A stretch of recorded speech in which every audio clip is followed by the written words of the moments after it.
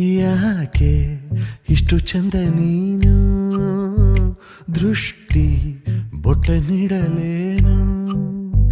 ಮಲ್ಗೆ ಹೂವಿನಂತ ಬಣ್ಣ ಹೊತ್ತು ಹೊಳಿತಿರೋ ಚಿನ್ನ ಬೆಳದಿಂಗಳ